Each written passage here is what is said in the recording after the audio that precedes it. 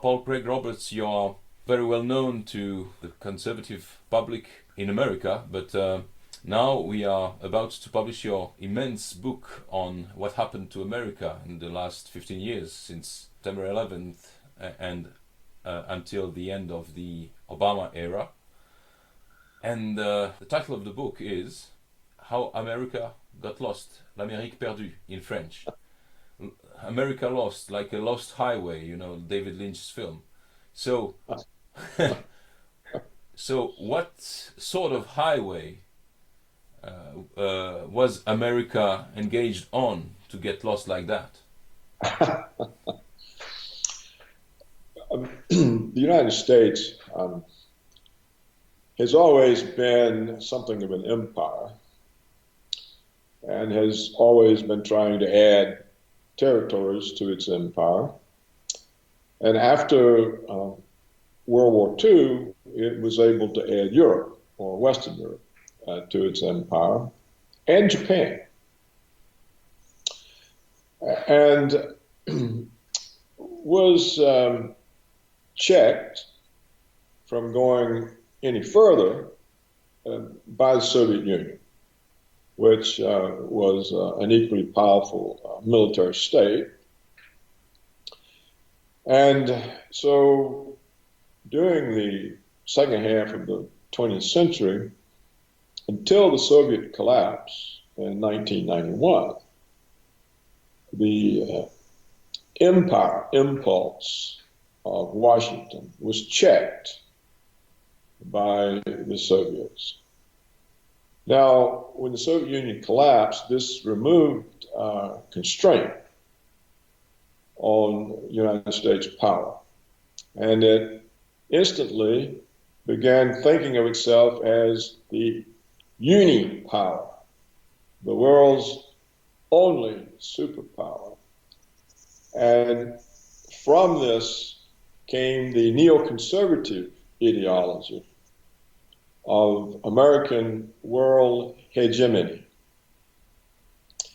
The neoconservatives concluded from the collapse of communism that history had chosen the United States as the only viable political economic system, and that it was the responsibility of the United States to impose this system on the world. And this neoconservative ideology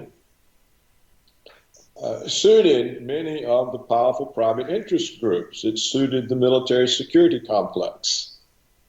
Yeah. Because they knew their budgets would be safe forever, because they were worried with the Soviet collapse whether all the funding for the military security complex would continue. Well, now the neoconservatives have given them a new justification, American world hegemony. This suited the financial sector because the American financial sector has always intended to exercise financial hegemony over the rest of the world. So this suited, of course, the oil companies, who could control the energy flows, and it suited the global corporations, who could dictate the policies of other countries, force them out of self-sufficiency into monocultures, producing for export. So the whole thing suited the American power structure as well. yes, but when we read your chronicles of that time, it appears that the benefits for the United States, for the people in the United States, were not as high as the prices. There were no benefits for the people, only for what is now known as the 1%. Well, the fact that this system benefited the 1%, not the 99%, and that it continued for a quarter of a century, for 25 years, meant that the vast bulk of the American population had no real income gains. In fact, they had real income losses, that the average real median family income today is less than it was 20 or 30 years ago.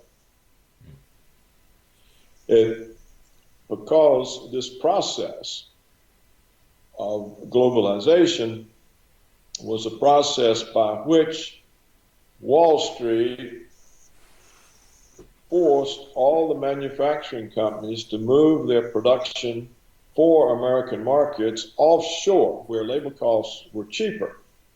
So the American working class, the middle class, working class, lost their employment, and the income that had been paid to them in wages instead went to the executives of the corporations in the form of executive bonuses. They call them performance bonuses. And they went to the shareholders in the form of dividends and capital gains. So this is the explanation for the sudden worsening in the income distribution in the United States. The money that had been paid to a workforce instead now, by hiring much cheaper labor in China, India, abroad, the wage savings then went to the capitalist, to the owners. So this also had a lot of trickle-down adverse effects because it destroyed the tax base of states, of cities. It also hurt the federal tax base. And then the next step in this globalization was to move offshore the tradable professional skills, such as software engineering. A tradable professional skill is one that can be performed anywhere. It doesn't require hands-on presence. You know, if you're going to get your hair cut, it has to be done locally. But if you want software written, it can be written anywhere. Yeah. And so the rise of the high-speed internet allowed the corporations to move offshore the salaried middle-class jobs that college and university graduates had always taken. So all of a sudden, there's no employment for American university graduates. According to published reports from the Federal Reserve, the central bank, 50% of American 25-year-olds live at home with their parents. And the reason is they cannot get employment that pays enough to support an independent existence. This sounds very much like Russia at the end of Soviet Union, because right. there was no middle class left, and the young graduates, everybody were graduates, but they had no jobs. Well, it's a process in the United States of deindustrialization. It's a process of moving from the first world into the third world. Yeah. We see this in the form of the jobs that they claim are created. We don't really know if any of these jobs actually are created because they monkey with the figures. But if we believe the job reports that come out monthly, the jobs are waitresses, bartenders, retail clerks, hospital orderlies. In other words, there are no jobs for engineers, architects, researchers, designers. So what we have done in the last 25 years by moving first the manufacturing jobs and now the professional skill jobs such as software engineering offshore is to destroy the ladders of upward mobility that had made the United States an opportunity society in which people could rise. Now, it took a while for the population to realize what was going on, because first it's happening to you or your son or your grandson, and you think it's just an anomaly, or, that, but over time it happened to so many people. They realized that they had been cast aside and that looting was going on, and that everyone was being looted for the benefit of a few oligarchs and a few powerful private interests. And it was only a couple of years ago that the former president of the United States, Jimmy Carter, stated publicly that the United States no longer had a functioning democracy. It was an oligarchy. Yes. This was an absolutely truthful statement. And so what explains the recent presidential primaries and recent presidential election in the United States is that the vast majority of the states, the people in the country, the Americans who are known as living in the flyover country, that is the great bulk of the country between the East and West Coast. Yeah. These are the people have really suffered. And so what we saw in this last election was a rebellion. It had nothing to do with racism, with being against women, with immigrants. It was a rebellion at being dispossessed.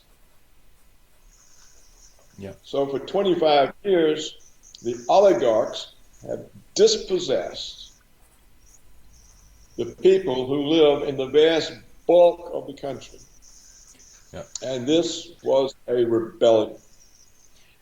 You could see it in the primaries, because Donald Trump, we don't know what he will do, but he presented himself as an opponent of the oligarchs, and he acknowledged publicly what had happened to the people. Yeah. And said he would stand with them. Well, no other Republican candidate said that. So they are also part of the oligarchy then? Yes. They're trained that way. Whether they're part of it or not, it's just, it could even be, they're not even consciously aware. It's just the way they operate in order to succeed. And on the Democratic side, we saw Bernie Sanders, who is said to be a socialist. He actually won the Democratic nomination.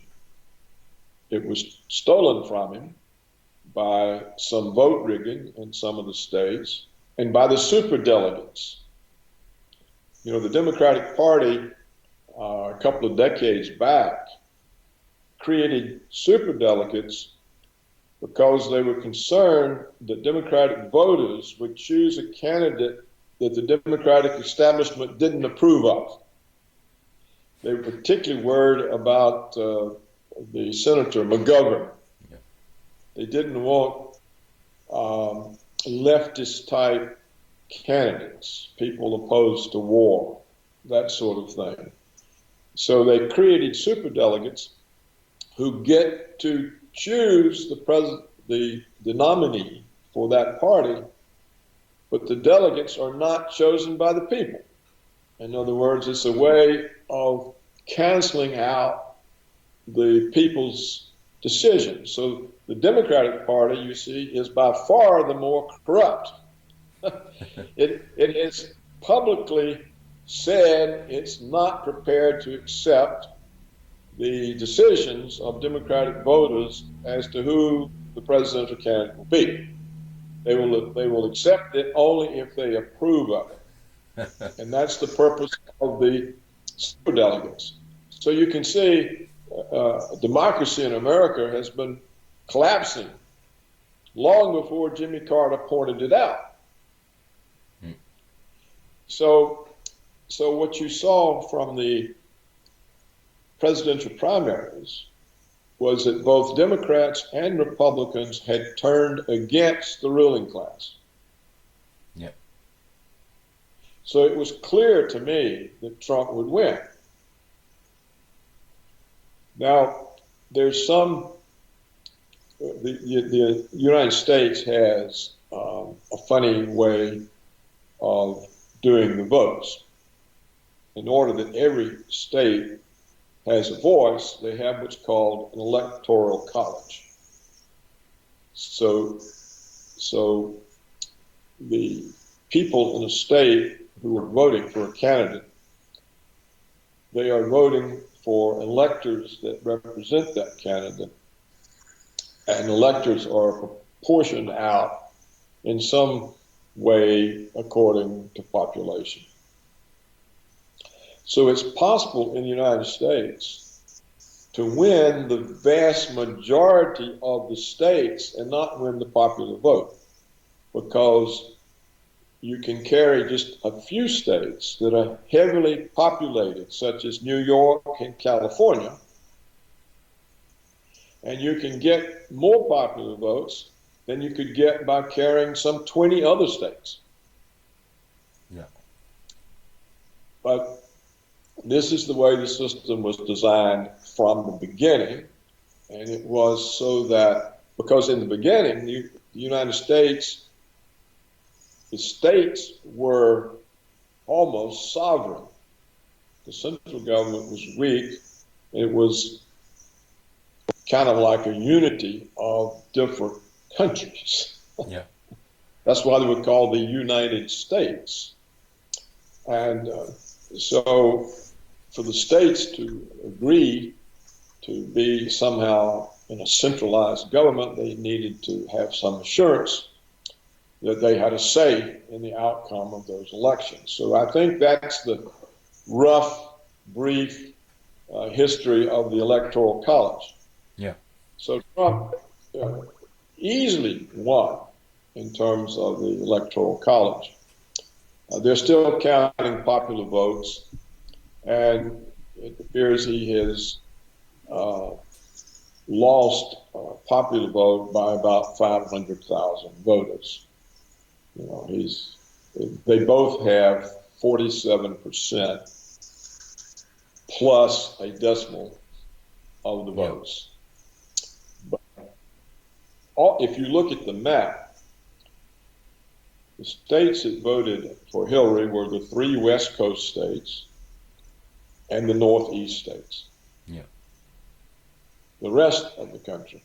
And in fact, so many of the traditional Democratic states voted for Trump. Wisconsin, Michigan, Ohio. So basically, Pennsylvania. Yeah. Pennsylvania as well. So what happened is a rebellion. Yeah. A revolt. That looks very much like a class warfare. Yes. The column I wrote was the working class won the election. Yeah. But how come that nobody described this? I mean, nobody. It's not true. But in the mainstream media, on both sides of the ocean, nobody wrote about that. There were no reports on the people's situation, on the working class, on whatsoever. And only now some media outlets are beginning to realize that that was the key. And especially in Europe, we had no knowledge of whatsoever of what was going on in America for 25 years. How can you explain that? Well, Europe has been accustomed to following the American lead ever since World War II. So whatever the New York Times says, or CNN, or ABC, or that is the truth, they think. So they repeat it. That's one reason. That goes all the way back to the end of the war. Another reason is that under the Clinton administration in the 1990s, the government permitted 6 mega corporations, huge corporations, to buy up and concentrate in 6 holdings 90% of the American media. This was against the Sherman Antitrust Act. It's against American tradition. The United States always had an independent and dispersed media. A great bulk of it might be conservative during certain periods of history. In more modern times, it was liberal, you know. But it was not concentrated in 6 hands.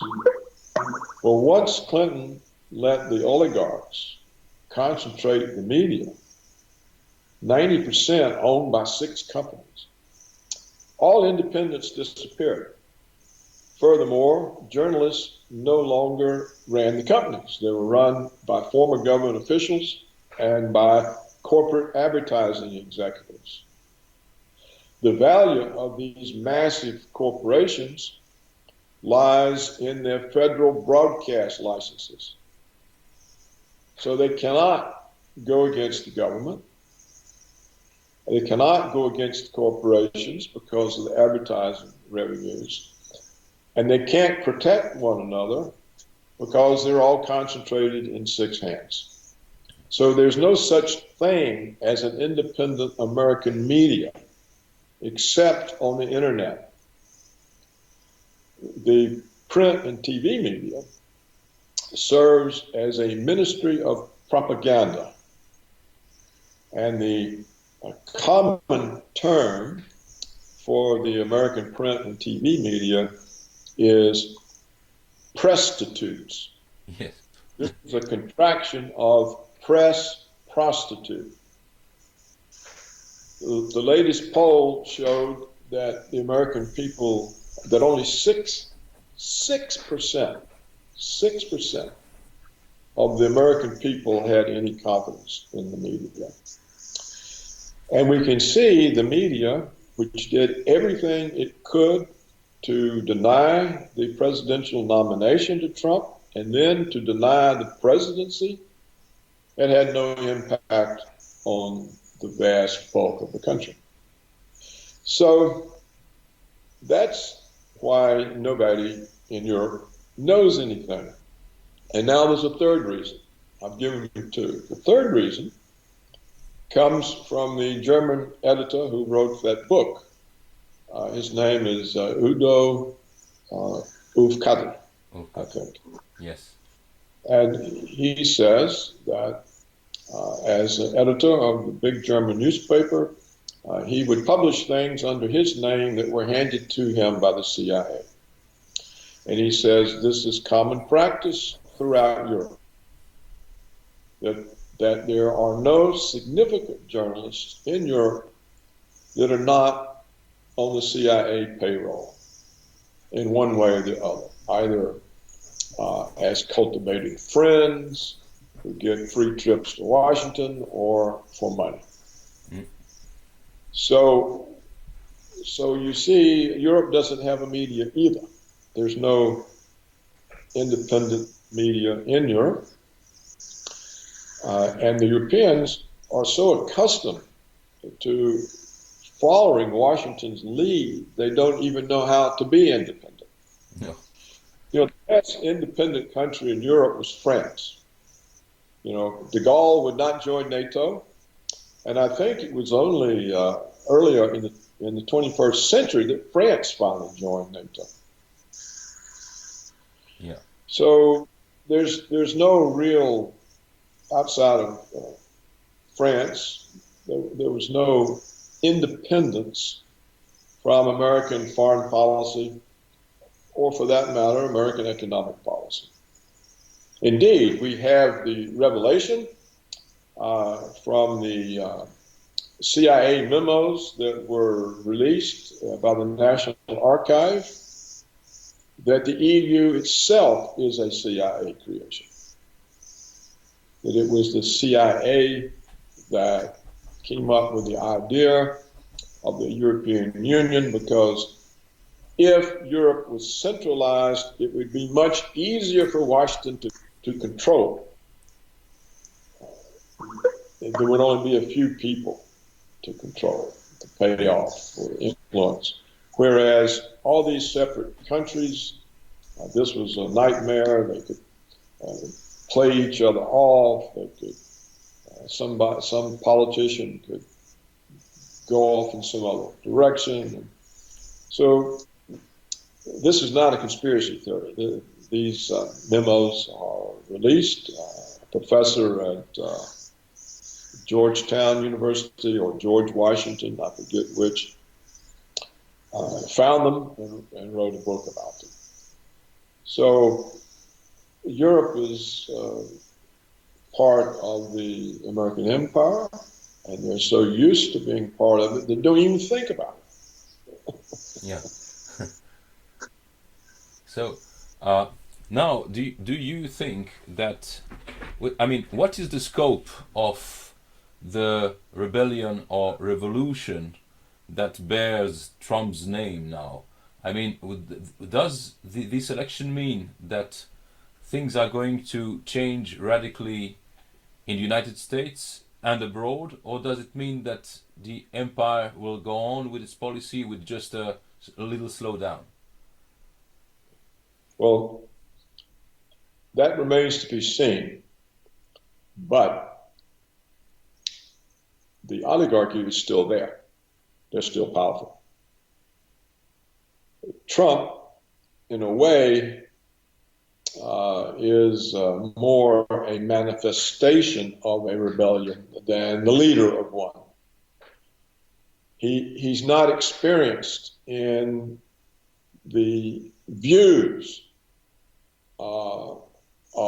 he hasn't a movement that he can fall back onto that has knowledgeable experts who would help him bring about the changes. So he's thrown into relying on the same kind of pool of people to staff the government that every other government has been relying on. And so he can easily be captured. Yeah. He also has a tendency, which is understandable, to reward people who support him. And so early on, the oligarchs sent him people to support him. So they would have entree. And we see in the press speculation that he might appoint Rudolph Giuliani as the Secretary of State. Well, just this week, I think, the Daily Telegraph in England has a big feature on Giuliani, and Giuliani says, oh, it's very easy for us to buffalo the Russians. All we have to do is threaten them with military force. This is the opposite of what Trump has said. Yeah.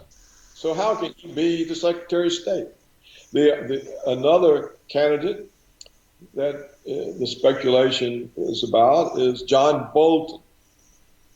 John Bolton is one of the most extreme of the neoconservative warmongers, running around threatening other countries. Do as we tell you, or we'll bomb you into the Stone Age. Yeah. Well, now how does Trump improve relations with Russia if either of these people is the Secretary of State or the Secretary of Defense? It can't happen. No. And if you look at some of the other people, they're either former congressmen or congressmen, people who wouldn't know how to withstand the pressures from the oligarchs, how to withstand the pressures from all of the bureaucracy that the neoconservatives have appointed over the last 15 years. The people in the CIA and the NSA and the Pentagon, you know, he's up against a very powerful established force. And it remains to be seen whether he can get the kind of appointees who will let him make these changes. Because the military security complex, it doesn't want a war with Russia, but it likes having Russia as an enemy. Yeah. Because, see, we have this enemy. We have to have another $1 trillion to spend on us, on our weapons. So we got to have more power. The NSA, we got to have more power. We have to spy on everybody. Yeah. From the time they, 24 hours a day. We got to even know when the Americans are asleep, what they're dreaming about. And then Trump's other important goal, which is to bring back middle-class jobs to Americans. The global corporations don't want that. That means less profits, less performance bonuses, less capital gains. And so how does he actually achieve these things? And even though the House and the Senate are also under Republican control, in other words, this whole government is Republican. The Democrats are, Obama is seen as such a disaster that the Democrats will simply eliminate from the government. They're not in the House, they can't control the House, they can't control the Senate, they can't control the executive branch. So, but still, the Republicans in the House and Senate are indebted to the oligarchs for their campaign financing. That's who finances the campaigns. If you're a senator or a representative, you have to have money to put out all your advertisements and your television. And who gives that? Wall Street, the banks, military security complex, Monsanto, agribusiness, the energy companies. You see what I'm saying? The Israel lobby. The Israel lobby is very powerful. So these powerful interest groups are still there. They control the House, the Senate. So what can he do? It's not clear he can do anything. And if he fails, then what happens to the American people? Do they simply get demoralized and give up? Or are they harder pressed than ever and they get more angry and turn to violence? So what's the answer? It remains to be seen. Yeah. I think they'll turn to violence because they're being too hard pressed economically. You see, in many ways, we've already talked about they've lost their jobs. Their children and grandchildren have no prospects.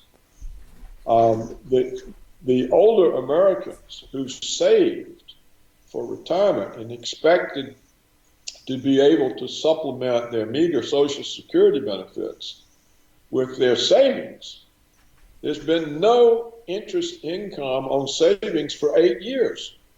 They've been forced to draw down their capital, not live off of its earnings.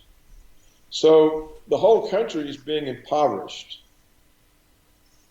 And then they watched how the Obama regime saved the big banks and let all the homeowners flush down the toilet. Yeah. So they know the system is against them. So if Trump can't somehow provide a better deal for these people, I don't think they'll just get demoralized and quit because they're too hard pressed. I think they'll get more angry. And if they try to oppress. The United States is a big country geographically, and Trump's opponents are thin lines on each coast. The rest of the country is his. So I think if they don't make an accommodation with Trump and don't let him bring about these changes, they'll be faced next time with a more violent outpouring, more violent candidate.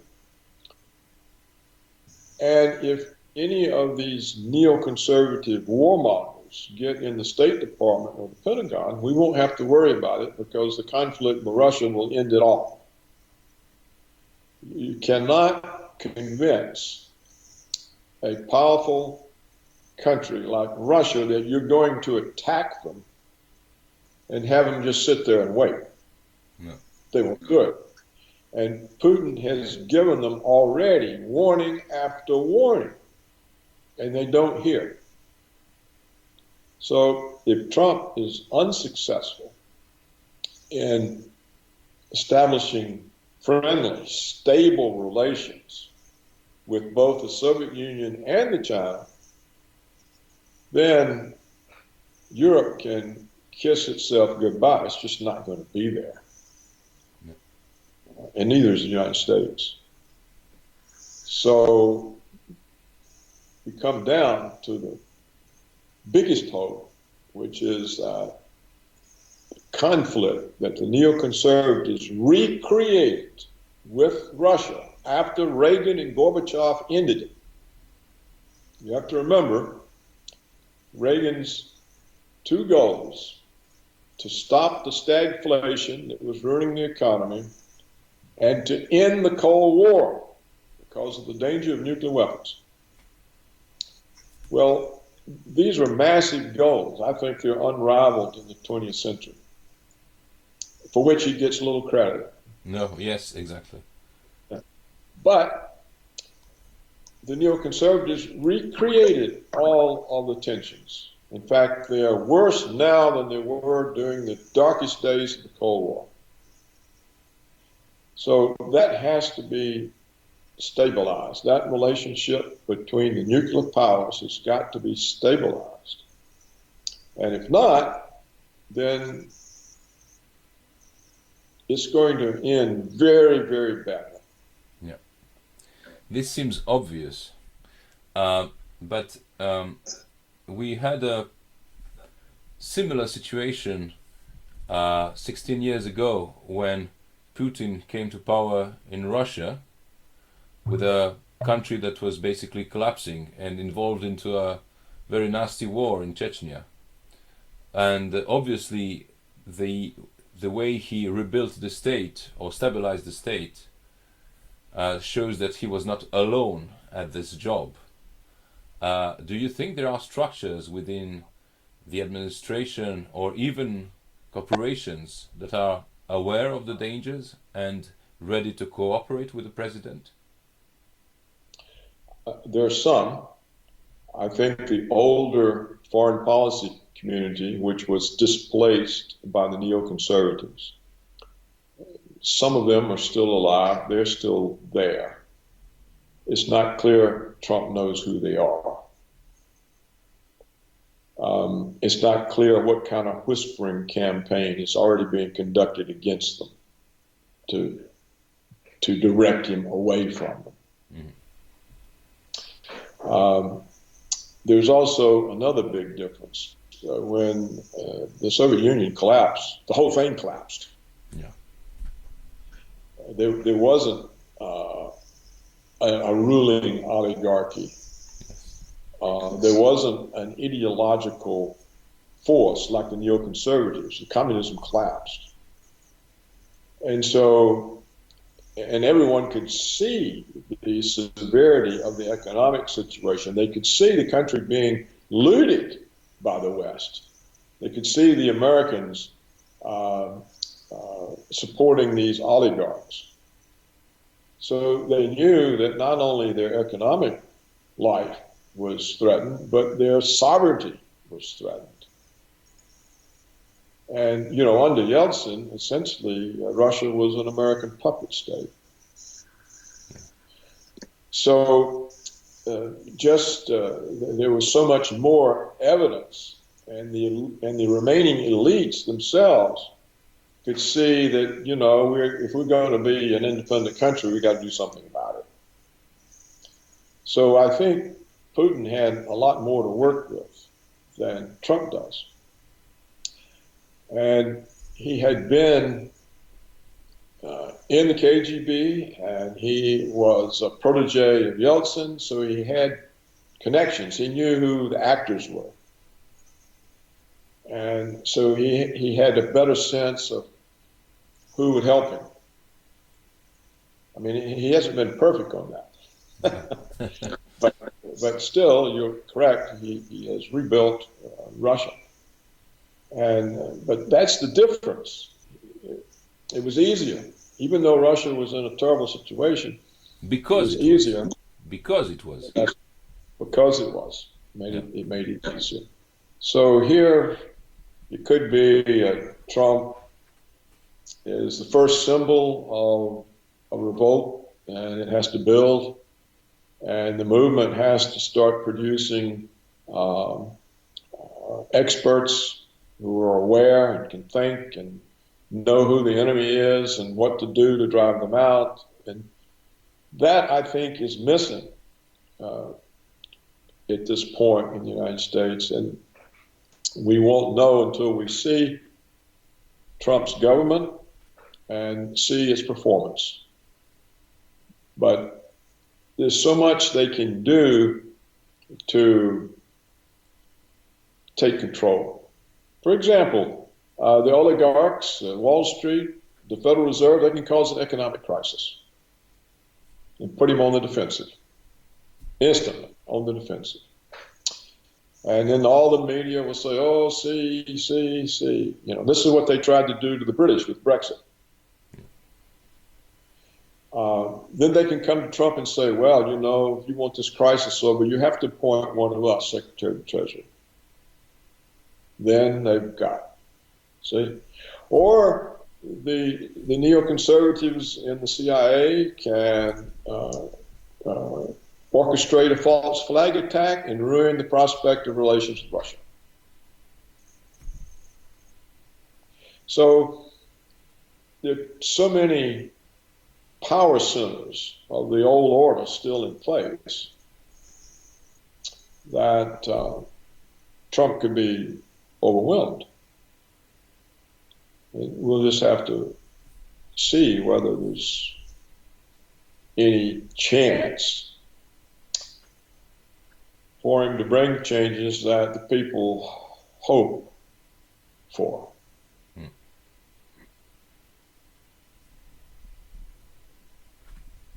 Perfect. I think it's fundamental. Yeah, it's fundamental for people here to hear that. We're having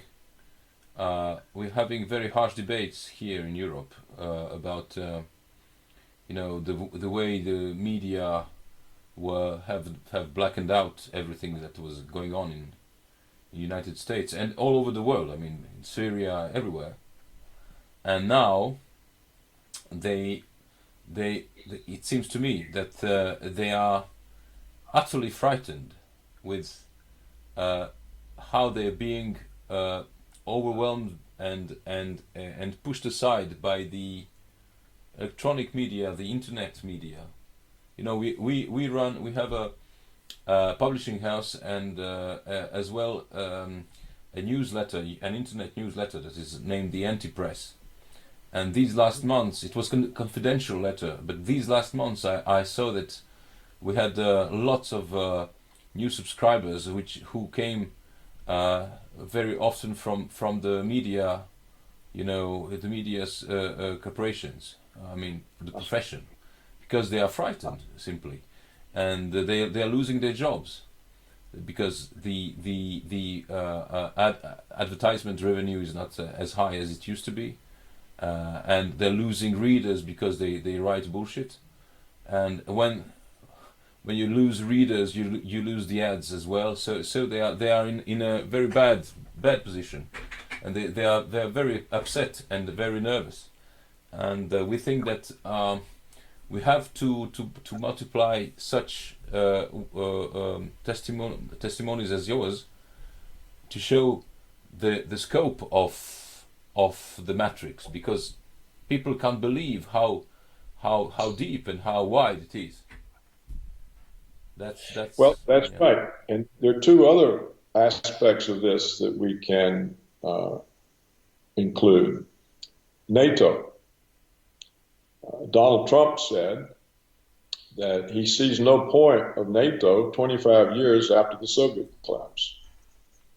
Well, NATO in Europe, of course, means power and money and influence for the European ruling class.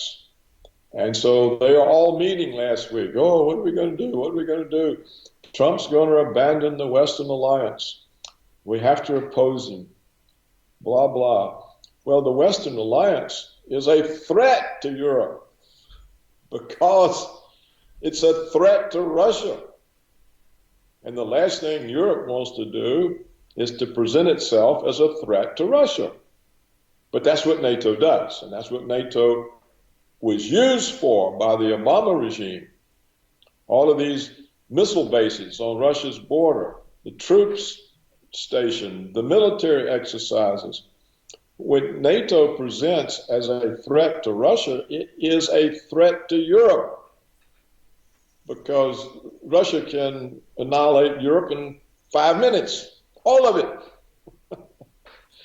So you have this problem that you've got these people in Europe that are tied in to the NATO organization, which is part of Washington's way of controlling Europe, and they don't want to let go. They'd rather have the risk of provoking Russia than to be safe. And Europe will never be safe as long as NATO is there and is seen as an American extension of American power. So that's a problem, and for Europe. Another problem is it was the European governments that enabled the neoconservative policy of hegemony and the American wars in Middle East and Africa. And Europe this as is well. why. And in Europe as well, with Yugoslavia. With Yugoslavia and Ukraine. Yes, in Ukraine. Which was an American coup. So, but look at the consequences for Europe of enabling Washington's wars. You're overrun with immigrants. And you have all these problems. And what are you doing with these millions of immigrants that essentially are creating all kinds of problems all over Europe? So that's what you get for being an American puppet. That's your reward. Is Washington helping you with the immigrants? No. Neither do the Saudis and people who are funding all that. Well, and the Saudis are an American puppet state. Yes, of course. They've always been. So they're fighting our war in Yemen. So when you look at this, you can see the extraordinary confusion that Europeans have suffered now for 56, 70 years, since 1945. Yeah. Here are the Europeans suffering in behalf of American empire. What is the point? You know, and Putin keeps saying, I keep waiting on the Europeans to wake up and be independent states again. No one listens. No one listens, but this is essential for world peace. The Europeans have to come to the realization that the American neoconservative American agenda of American hegemony is a direct threat to the existence of Europe, not just because the CIA lumped you all in the European Union in order to destroy the sovereignty of the individual countries, but also because the CIA uses you to confront the Russians. And of course, Europe is no match for Russia. The United States isn't either, in my opinion. And certainly not a match for the combination of Russia and China. So what we have seen in the 21st century is the American neoconservatives have demonized China and Russia and turned the other two powerful countries into enemies. Why? For no good reason except an ideology that in every way is comparable to Trotsky. World revolution, world hegemony. You have to remember, not even Stalin believed that. He said socialism in one country, and he killed off the Trotskyists. So what we have in the American neoconservatives is a new group of Trotskyites who want to exercise power over the entire world. Yep. This is an ideology. It's like the French Revolution in its initial stages. We'll take it to all of Europe. So at some point, the Europeans have to understand that none of this makes them safe. Are they safe with 2 million immigrants running around, abusing women, causing crimes? No. Are they safe being drawn into confrontation with Russia? No. Are they safe being forced to hurt their own economies by abiding with American sanctions? No. What does Europe get out of this? Nothing. Why do they do it?